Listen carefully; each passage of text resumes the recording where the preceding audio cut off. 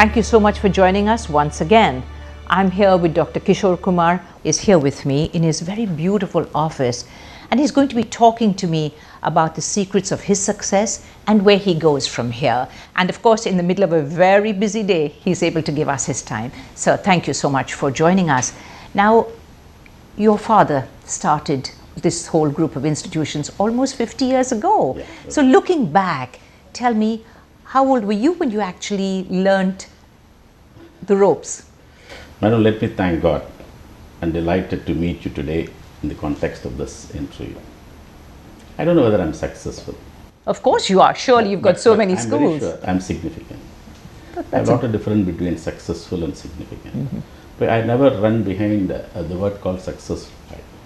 It's fortune, it's God's grace that I've been born as the eldest son to my parents, who lived from a very small village south of Tamil Nadu.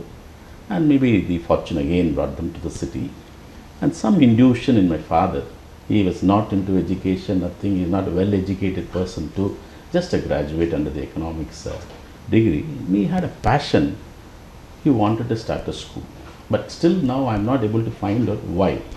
Why he had the desire in him to start a school. Right. And when he started the school, I was 8 years old boy. Okay.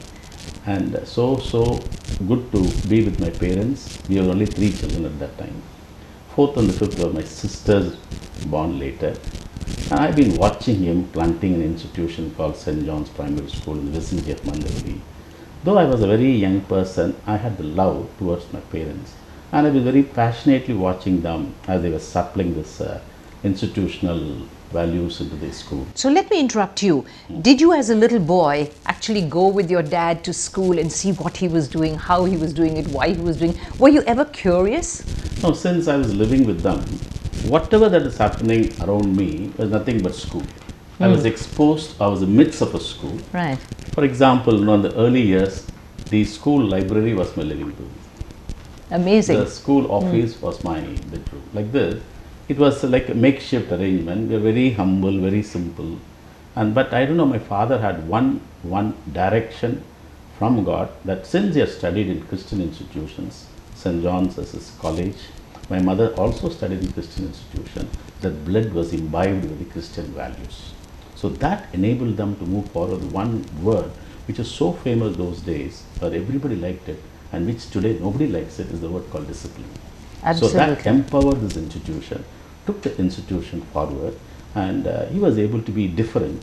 Though he was very small, he was able to be different, and he was able to show a different type of schooling among his children. Right. Having said that, sir, would you then say that discipline is one of the absolute keynotes Yes. to be significant, as you yourself use? Definitely, no. See, discipline can be a common word, but in an institution becomes the primary word, because the most valuable thing anybody could learn from an institution values is nothing but life-oriented discipline. It's not going in straight line, but it is taking us in the right direction is what discipline. I hear you that you're a very strict person when it comes to running your schools.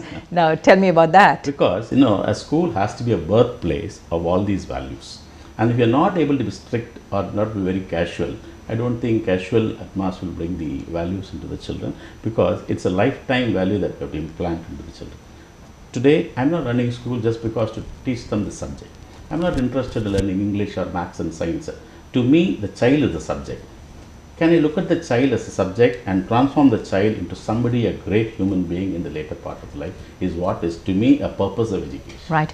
Now, when I was reading up about you, I saw very often this word, which has become a very popular word these days, as mentor. Yeah. So do you see yourself, Dr. Kishore Kumar, as a mentor to all these children who come under your wings? I come back again to you to tell you, I slipped into this profession, though I may not have liked this profession. I wanted to be a doctor. Really? When I finished my BSc graduation, I was able to get a seat in the Madras Medical College. But it so happened my father had a vision, which at that time I was not aware of. He asked me, requested me not to go to medicine, and he said you have to go only into MSc. And I never knew he had a calculated move to send me into the school line. I never knew that. But having said that, I started crying when he gave me a B.Ed application, wanted me to become a teacher. Teacher. I couldn't accept it. But those days, no, we are all into obedience. When father says something, obey. I took it. So that is what even today makes me to be a mentor, because my father had a vision and that has been given to my God. So he had made me into a teacher. It took me only few days for me to accept it, and from that few weeks, no, I became a dedicated teacher in my life. Right. So medicine's loss has ended up as being education's gain in your case. I'm producing doctors every year. I know. I would have been just one doctor. That's true. I would have been a fantastic doctor. I could have been. But not today. I'm enjoying my life as a teacher, producing a lot of doctors from my institutions. No, that's a grace. Right. And I come back to your question, mentor. See, I always believe I can't just be a teacher teaching one subject. I want to go into the umbrella of education to teach those children who are coming to us right from pre-KG right to 12th standard. I stop there because I know, but I know there is so much of value that I need to inculcate in the children through the teaching community, that mentoring is something important in teaching. Mentoring is just going into planting something into the mind so that it is always sustained with them for lifetime. Right. Dr. Kishore Kumar, I'm going to ask you to hold on because we're going to come back and talk. I'm particularly interested in this aspect of mentoring where you're concerned. Time for us to take a very short break here on the program, but we'll be right back with you. Please don't go anywhere.